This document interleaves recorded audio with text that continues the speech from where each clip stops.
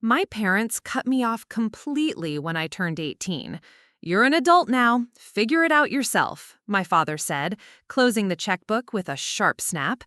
My mother just nodded, arms crossed, watching me pack my dorm room essentials into garbage bags because we couldn't afford proper luggage. They thought cutting me off would teach me responsibility, force me to abandon my unrealistic dreams of medical school, and come crawling back to accept their plan for my life. 30 years later, my phone buzzed at 2 a.m. during my night shift at the hospital I now owned. The caller ID showed a number I hadn't seen in decades, my childhood home. My mother's voice was barely a whisper. "Kayla, please. Your father, he needs surgery, and we don't have insurance. The other hospitals, they won't take him without payment up front. Please, you're our only hope." I'd love to know which corner of the globe you're watching from. And if this story speaks to you, make sure to subscribe. Tomorrow's video is one you absolutely can't miss. The irony wasn't lost on me. The daughter they'd abandoned for choosing medicine over their business degree expectations was now the only person who could save them. I'm Kayla Richardson, and this story begins in the suburbs of Phoenix, Arizona, where I grew up as the eldest of 3 children. My parents, Richard and Susan Caldwell, owned a small but successful accounting firm. Nothing fancy, but it provided us with a comfortable middle-class life in a quiet neighborhood where everyone knew everyone else's business. From the time I could walk, my parents had mapped out my entire future. I would study business administration, join their firm as a junior partner, eventually take over when they retire, marry someone from our social circle, preferably another accountant or lawyer, and give them grandchildren who would carry on the family legacy. It was a neat, predictable plan that looked perfect on paper. The problem was, I hated everything about that plan. While other kids played with dolls or video games, I was the weird kid who collected medical textbooks from garage sales. I'd spend hours reading about human anatomy, surgical procedures, and disease diagnoses. My bedroom walls were covered with posters of the circulatory system and skeletal structure instead of boy bands or movie stars. When I was 12, I performed surgery on my sister Emma's stuffed animals, carefully stitching up imaginary wounds with my mother's sewing kit. My parents tolerated what they called my phase until I turned 16 and started talking seriously about pre-med programs. That's when the lectures began. Every dinner became a battlefield of career discussions. My father would pull out calculators and spreadsheets, showing me the financial instability of medical school, the crushing debt, the years of residency making practically nothing. My mother would chime in with stories about doctors she knew who were stressed, divorced, never home with their families. "Medicine is a calling for people who don't have better options," my father would say, stabbing his fork into his meatloaf for emphasis. "You're smart enough to do something stable, something practical. Our firm could be worth millions by the time you're 40.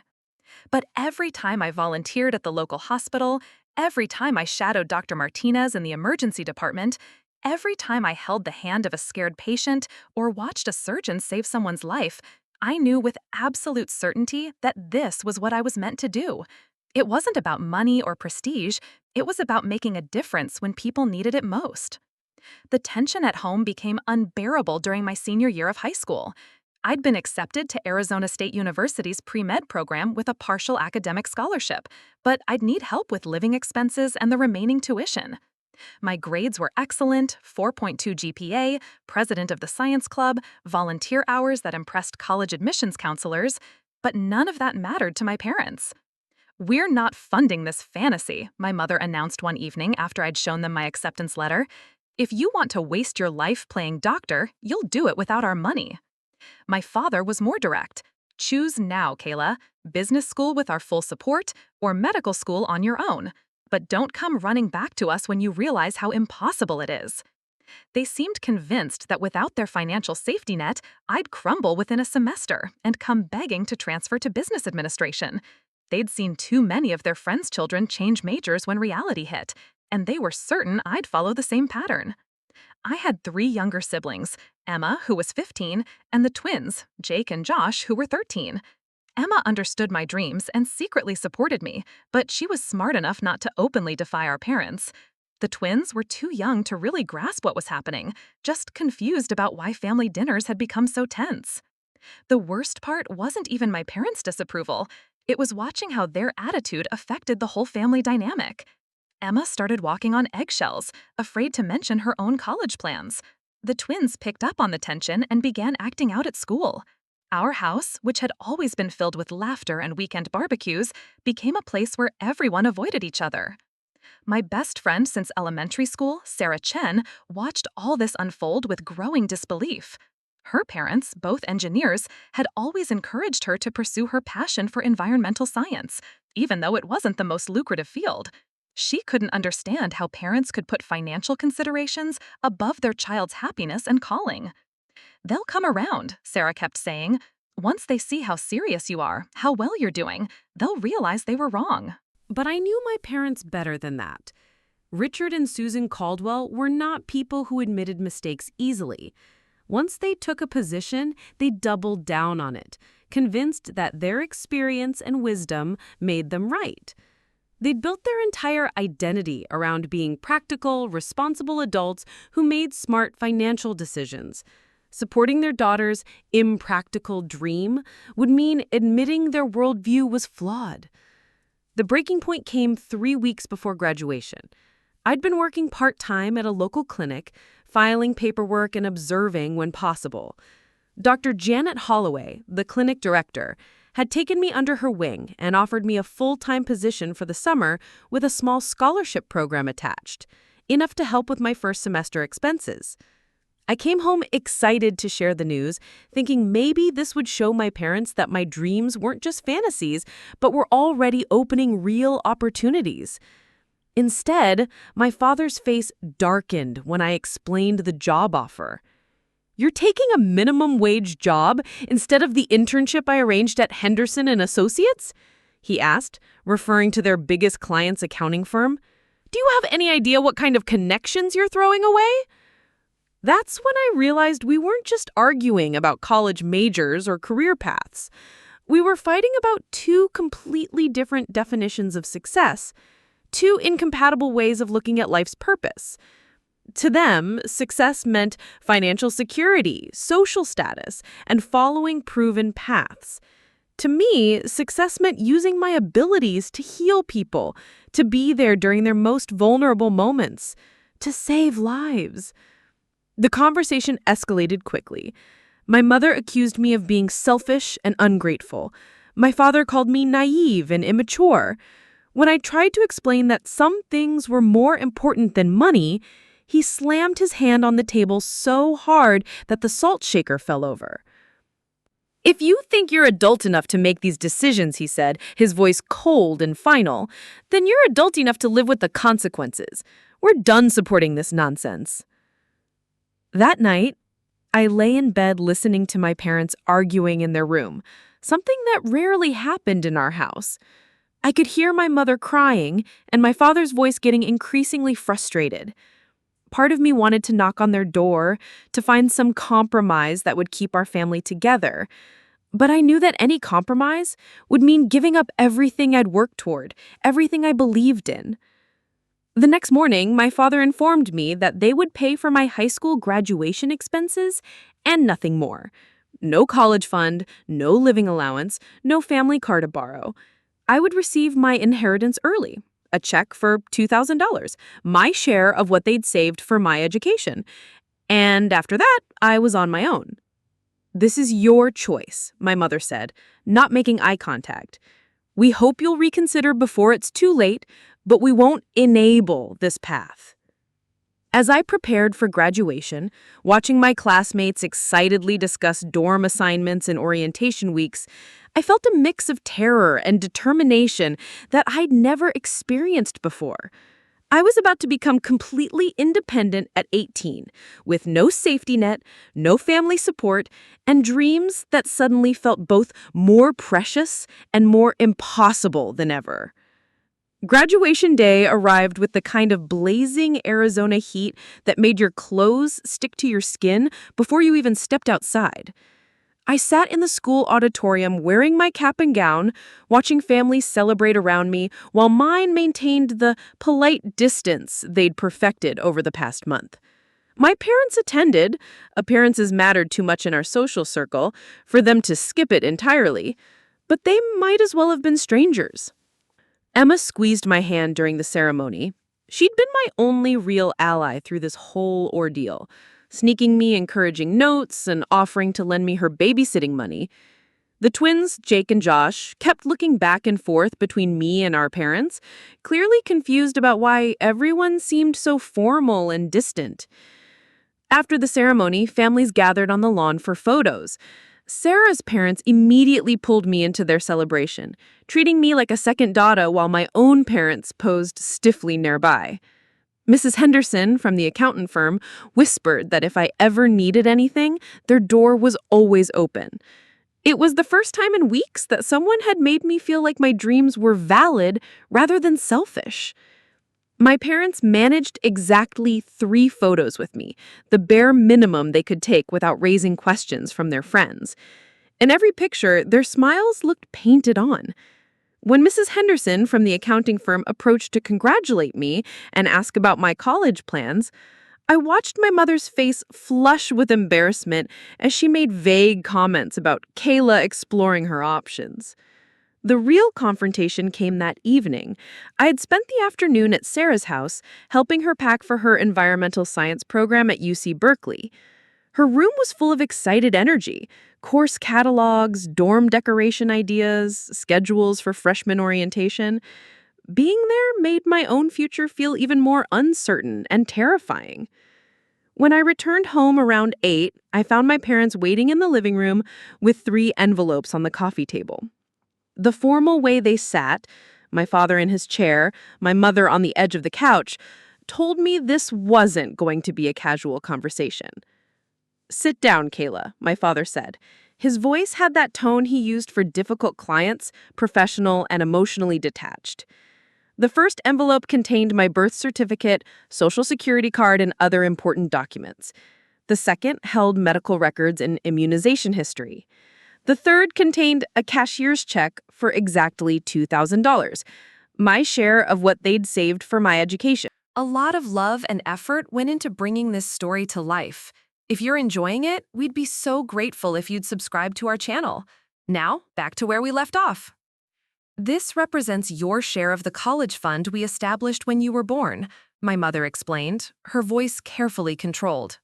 We're distributing it now since you've decided to handle your education independently. I stared at the check, doing quick math in my head. $2,000 might cover 1 semester's worth of textbooks and basic living expenses if I was incredibly careful. Arizona State's tuition, even with my partial scholarship, would require at least $15,000 per year. The gap between what I had and what I needed felt astronomical. "There's one more thing," my father continued. He pulled out a lease agreement. "Since you'll be 18 in 2 weeks, you'll need to make arrangements for housing. We've given you until August 1st to find alternative accommodations." The words hit me like a physical blow. They weren't just cutting off financial support, they were kicking me out entirely. My childhood bedroom, with its medical textbook collection and anatomy posters, would no longer be mine.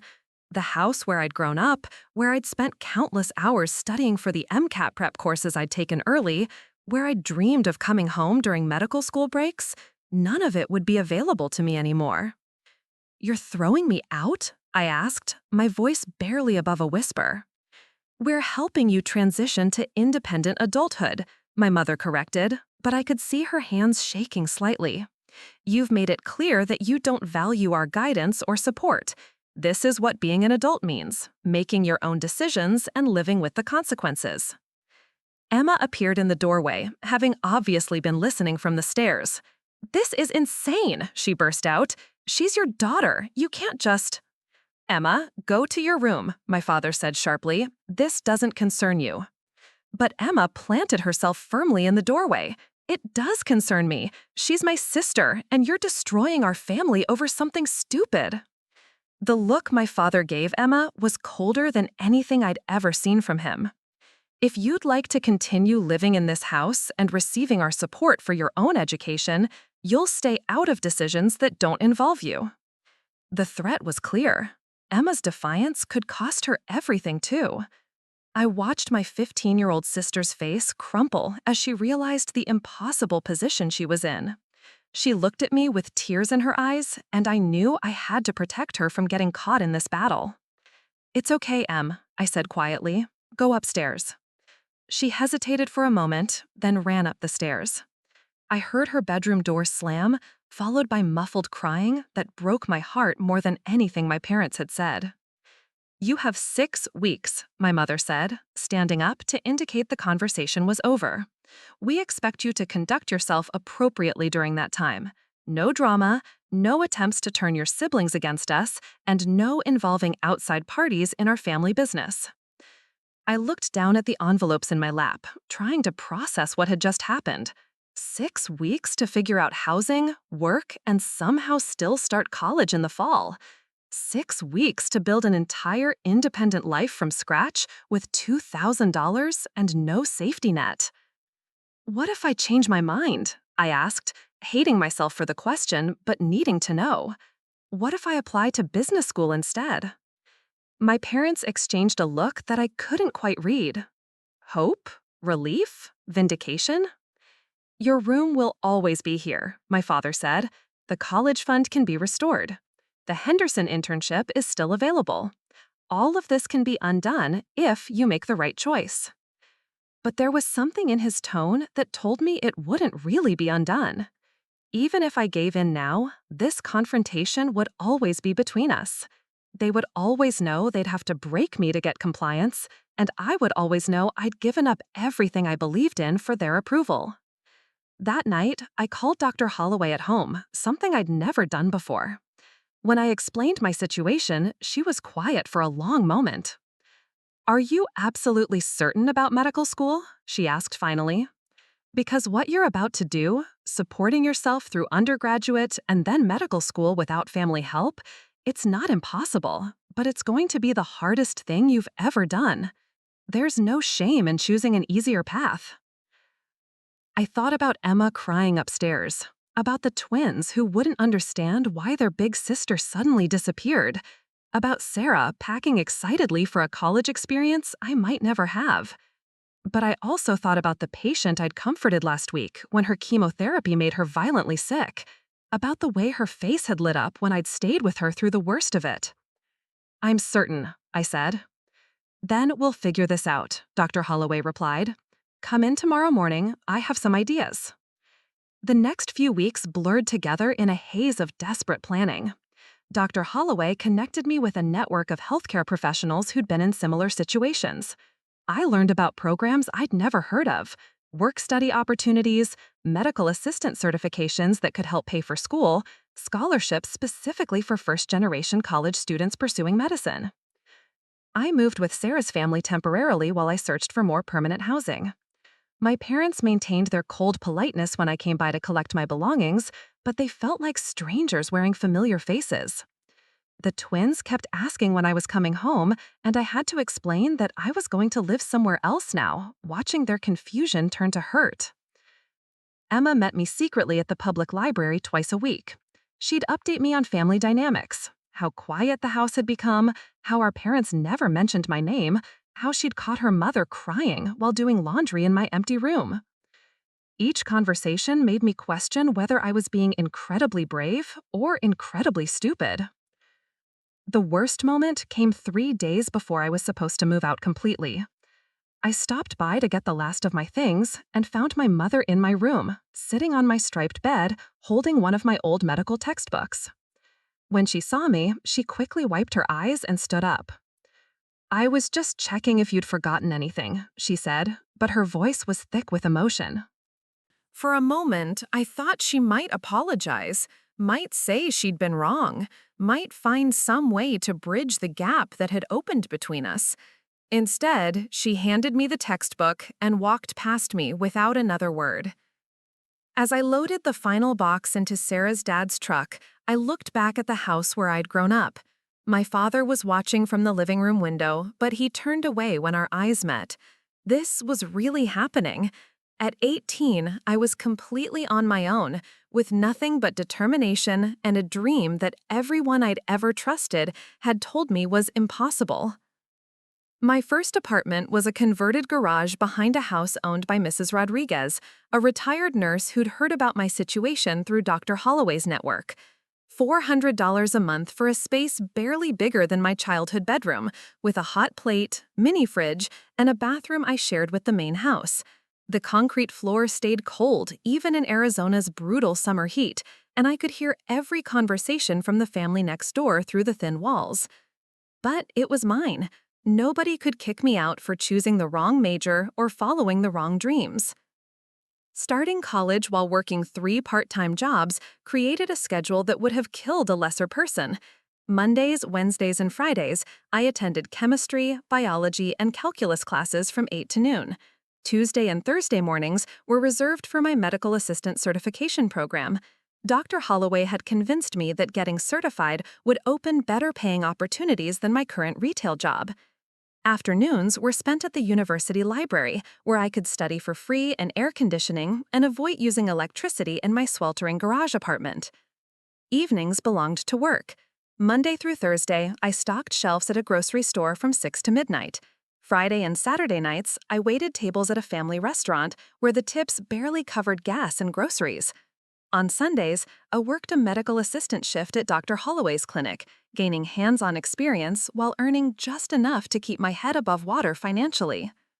The math was brutal. After rent, utilities, food, and textbooks, I had roughly $30 left each month for emergencies. There were no emergencies in my budget. When my shoes wore through, I duct-taped the soles. When I got sick, I toughed it out because missing work meant missing rent money. My diet consisted primarily of ramen noodles, peanut butter sandwiches, and whatever samples I could grab at the grocery store during my shifts. Sleep became a luxury I couldn't afford. Most nights, I managed 4 hours if I was lucky. I developed a caffeine addiction that probably wasn't healthy for someone studying to be a doctor, but coffee was cheaper than energy drinks and kept me functional during 18-hour days. I kept a pillow and blanket in my car so I could nap between classes and work shifts in the university parking lot. The isolation was almost harder than the physical exhaustion. My classmates lived in dorms, joined study groups, attended campus events, and complained about their parents' rules during weekend visits home. I watched their normal college experience from the outside, like looking through a window at a party I wasn't invited to. During group projects, they'd suggest meeting at someone's dorm room while I'd offer the library as a neutral location, never able to explain that my room was a converted garage with no space for company. Sarah called me weekly from Berkeley, full of stories about her environmental science program, her dorm friends, and weekend adventures in San Francisco. I tried to match her enthusiasm, but my weeks were measured in surviving shifts and passing exams rather than memorable experiences. Gradually, our conversations became shorter and less frequent. It wasn't anyone's fault. We just lived in completely different worlds now.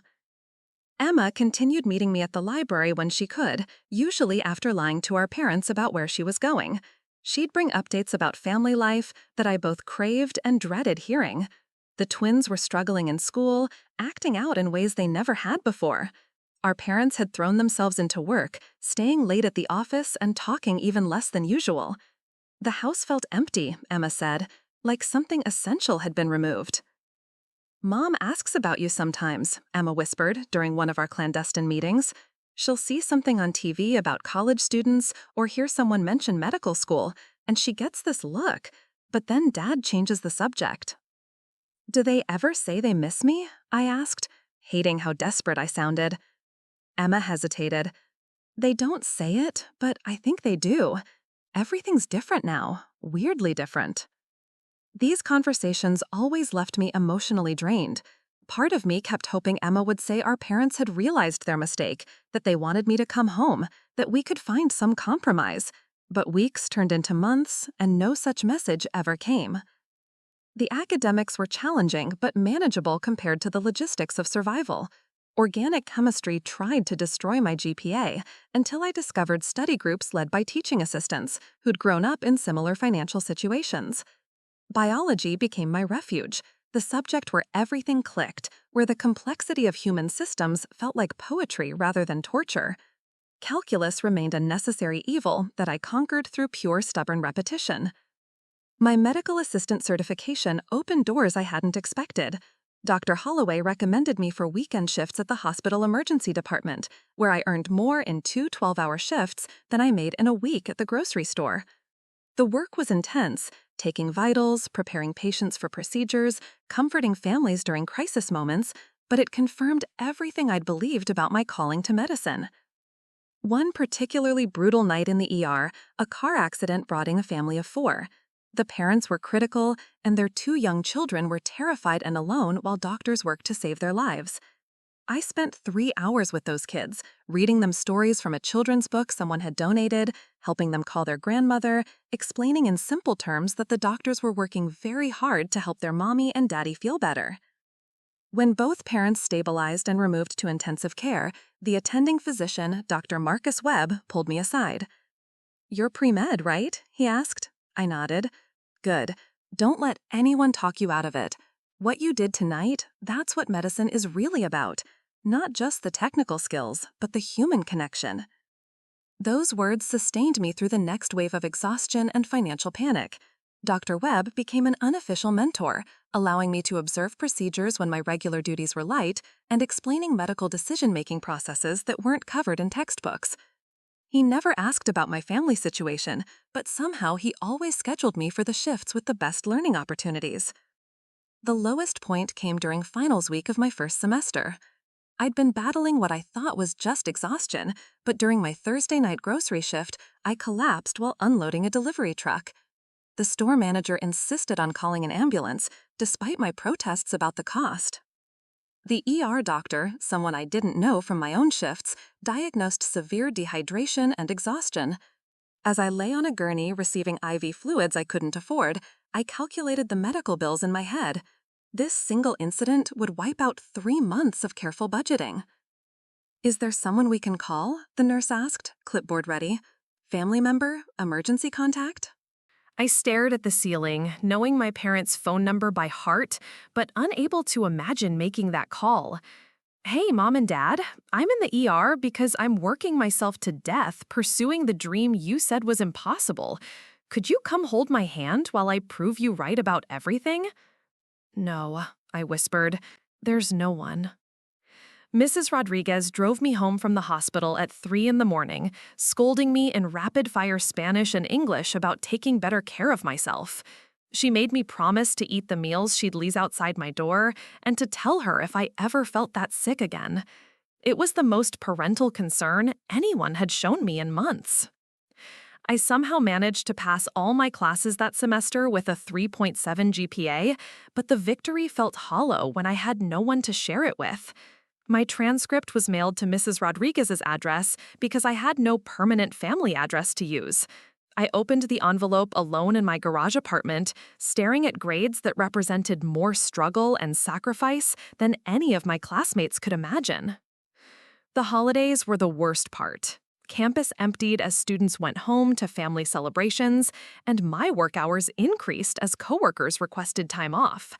I spent Christmas Day working a double shift at the hospital, which was actually a relief because it meant I didn't have to sit alone in my apartment thinking about what my family was doing without me. Dr. Holloway invited me to her family's New Year's Eve party, and for one evening, I remembered what it felt like to be part of something warm and inclusive.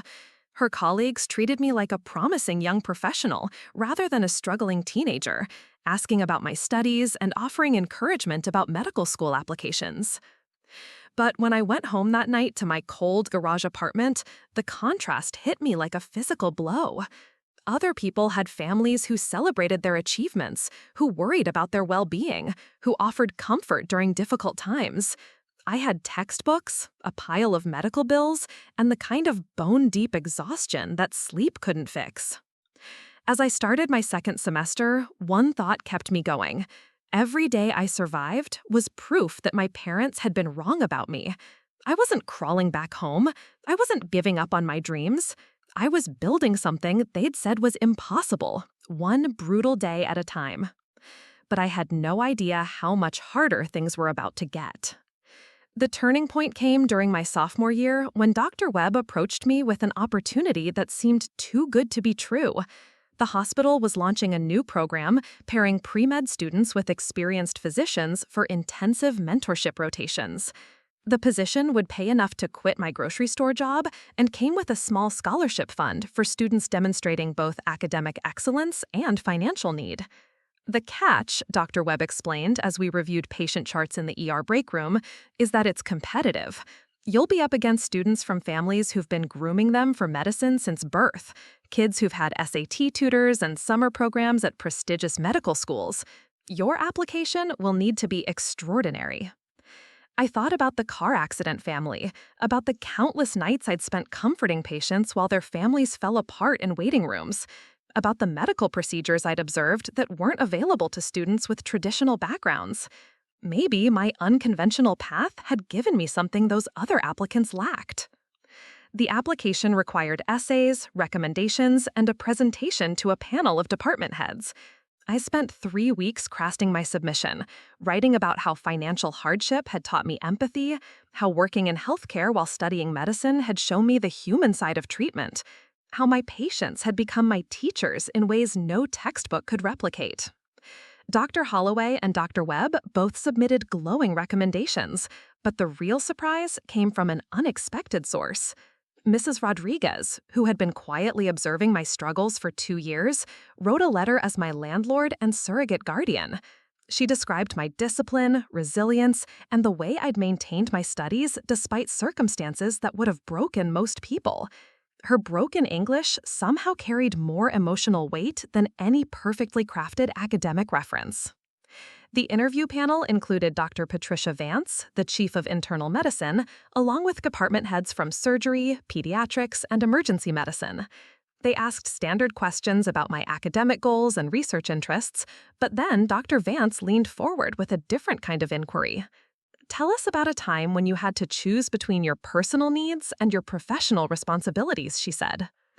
I thought about the night I'd worked a double shift with a fever because missing work meant missing rent money, about studying for organic chemistry finals while my feet bled from standing 12 hours in cheap shoes, about the hundreds of small sacrifices that had become my normal routine. Last month, I had a chance to pick up extra weekend shifts that would have helped me pay off some medical bills, I began. But I also had a patient in the ER, Mrs. Patterson, who was dying of cancer. She had no family, and she was terrified of being alone. I chose to stay with her during my unpaid break times instead of taking the extra work. She died holding my hand 3 days later. The room was quiet for a moment. Dr. Vance made some notes, then looked up with an expression I couldn't read. "Why medicine?" she asked simply. Because when people are at their most vulnerable, when they're facing their worst fears, medicine gives me the privilege of being there with them, not just fixing their bodies, but helping them feel less alone in their darkest moments. A week later, I received the acceptance letter. Along with it came a check that represented more money than I'd ever seen at once, enough to move out of the garage, buy proper textbooks instead of photocopying chapters, and actually eat meals that weren't primarily sodium and preservatives. The mentorship program connected me with Dr. Jennifer Santos, a cardiologist who had grown up in similar circumstances. Our first meeting took place in her office, which was decorated with photos with Sotafil procedures alongside family pictures and travel souvenirs. She radiated the kind of confidence I'd been trying to build for years. "Let me guess," she said after reviewing my file. "Everyone told you that medicine was too expensive, too competitive, too risky for someone in your situation." "Pretty much," I admitted. I was about to close the browser when I saw a post from 6 months earlier. My father had been hospitalized for what my mother described as a minor heart episode. The comments were full of friends and extended family offering support and prayers. Reading about my father's health scare through a Facebook post felt like being punched in the stomach. For the first time in years, I wondered what would have happened if something had gone seriously wrong. Would anyone have even thought to contact me? Did they still consider me family, or had I become a stranger who happened to share their last name? 3 weeks later, my phone rang at 2 a.m. during a quiet night shift in the emergency department. The caller ID showed the number I'd memorized as a child but hadn't seen in over a decade, my parents' landline. My hands shook as I answered, knowing that middle-of-the-night calls usually meant crisis. It was my mother's voice, older and shakier than I remembered, barely recognizable through tears and panic. The words tumbled out in a rush. My father, chest pain, ambulance, emergency surgery, no insurance since the accounting firm had failed, other hospitals demanding payment up front, nowhere else to turn. "Please," she whispered, "I know we have no right to ask, but you're our daughter, and we don't know what else to do." Standing in the hallway of the emergency department where I'd built my career, surrounded by the life I'd created without them, I felt the ground shift beneath my feet. The roles had completely reversed. The parents who'd cut me off for choosing medicine were now begging their daughter to save them. The irony was perfect and terrible and complicated in ways I'd never prepared for. I stood in that hospital hallway for what felt like hours, but was probably only minutes, my mother's desperate voice echoing in my head. Around me, the emergency department continued its controlled chaos, nurses checking vitals, residents presenting cases, the steady beep of monitors that had become the soundtrack of my adult life. But for the first time in years, I felt completely lost. My father was dying. The man who'd slammed the door in my face 13 years ago, who'd told me I'd come crawling back within a month, who'd chosen his pride over his daughter, he was lying in some Phoenix emergency room while my mother begged me to save him. I called Dr. Foster, waking her at 2:30 a.m. to request emergency leave. She listened without interruption as I explained the situation, then said something that surprised me. "Kayla, in all the years I've known you, you've never asked for anything personal. Take as much time as you need. And remember, being a doctor means treating the patient, not judging the family dynamics." The flight to Phoenix felt endless. I'd booked the first available seat, which landed me in the middle row between a businessman who snored and a teenager who played games on her phone without headphones. Normally, such irritations would have driven me crazy, but I was too numb to care about anything except the questions spinning through my mind. What would I say to them? How do you have a conversation with parents who'd erased you from their lives for over a decade? What if my father died before I could decide whether to forgive him? What if he survived and we fell right back into the same patterns that had destroyed our relationship? Phoenix looked exactly the same from the airplane window, sprawling desert suburbs interrupted by identical shopping centers and office parks. I'd forgotten how flat everything was compared to Baltimore's rolling hills, how the mountains sat on the horizon like distant guardians watching a city that had never quite felt like home. The Uber driver tried to make conversation about the weather, but I stared out the window at neighborhoods I'd once known by heart. We passed my old high school, the grocery store where I'd worked nights, the library where Emma and I had held our secret meetings. Each landmark felt like viewing artifacts from someone else's life. Phoenix General Hospital was where I'd done some of my earliest clinical rotations as an undergraduate. Walking through those doors felt like stepping backwards through time, except now I wore a Johns Hopkins faculty ID instead of a student badge, and nurses who'd once supervised me nodded with the respect reserved for attending physicians. I found my mother in the cardiac surgery waiting room, looking smaller and older than I'd expected. Her hair had gone completely gray, and her clothes hung loosely as if she'd lost weight recently. When she saw me, her face crumpled in a way that broke something in my chest. "Kayla," she whispered, standing uncertainly, "you came." For a moment, we just looked at each other across 13 years of silence. Then she stepped forward hesitantly, and I found myself hugging her for the first time since I was 18. She felt fragile in my arms, this woman who'd once seemed so formidable and certain about everything. "Tell me what happened," I said, slipping into the clinical detachment that had gotten me through residency. The story came out in broken pieces.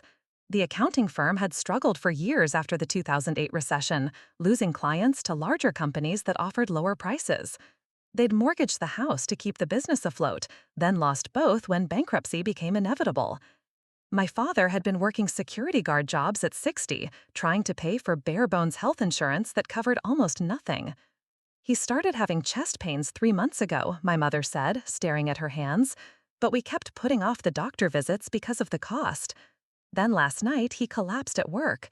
The paramedics brought him here, but they want $50,000 up front for the surgery he needs.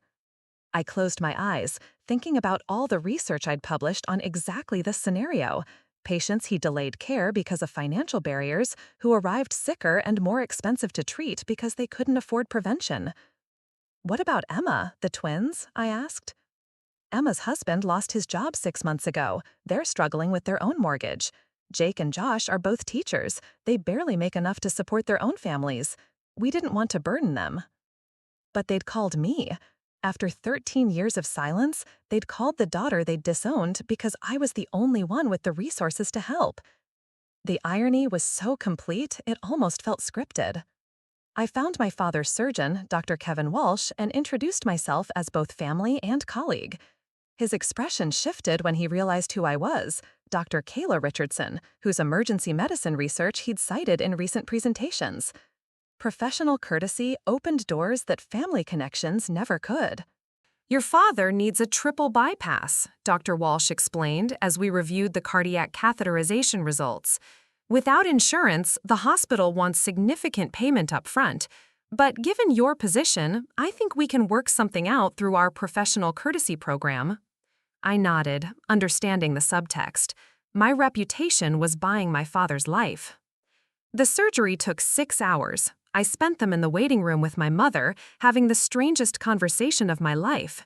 She told me about the last 13 years, how the house had felt empty after I left, how my father had never quite recovered from our fight, how they'd followed my career through internet searches and social media, proud but too stubborn to reach out. He has every article you've ever published, she said quietly, prints them out and keeps them in a folder on his desk. Never said a word about it, but I found them when I was looking for insurance papers. The revelation hit me harder than I'd expected. While I'd been proving I could succeed without them, he'd been quietly collecting evidence of my achievements. The father who'd told me I'd never make it as a doctor had been documenting my journey to becoming one. When Dr. Walsh emerged from surgery, his smile told me everything before he spoke. Perfect success. Your father should make a full recovery. My mother collapsed into her chair, crying with relief that seemed to drain years of tension from her body. I felt my own eyes fill with tears, not just for my father's survival, but for the complexity of love and disappointment and forgiveness that I'd been avoiding for 13 years. My father woke up slowly, the anesthesia wearing off in stages. When his eyes finally focused on me standing beside his hospital bed, his expression cycled through confusion, recognition, and something that might have been shame. "Kayla?" he whispered, his voice hoarse from the breathing tube. "Hi, Dad." He stared at me for a long moment, taking in my white coat with Dr. Richardson embroidered on the pocket, the Johns Hopkins faculty badge, all the evidence of the career he'd once said was impossible. "You look good," he said finally, "like a real doctor." I almost laughed at the absurdity of it. I am a real doctor, Dad, have been for years. I know. His voice was barely audible. I'm sorry it took me so long to say I'm proud of you. The conversation we had over the next 3 days wasn't magic. 13 years of hurt didn't disappear because of one medical crisis. But something shifted between us, some acknowledgement that we'd both been prisoners of our own pride and stubbornness. I told them about my career, about the research that was changing emergency medicine policy, about the department I was about to direct. They listened with the kind of attention I'd craved as a teenager, asking questions that showed they were finally trying to understand the world I'd built. They told me about their struggles, about the shame of losing everything they'd worked for, about watching their friends' children succeed while wondering what had happened to their own daughter. The accounting firm's failure hadn't just cost them financially, it had shattered their entire identity as practical, successful people who made smart decisions. "We were wrong," my father said on his last day in the hospital, "about medicine, about your choices, about cutting you off. We were scared and stupid and wrong about everything." I wanted to feel vindicated, to savor the moment I'd fantasized about for years. Instead, I just felt tired and sad about all the time we'd lost. Before flying back to Baltimore, I met with Emma for coffee at a place near her house in Scottsdale.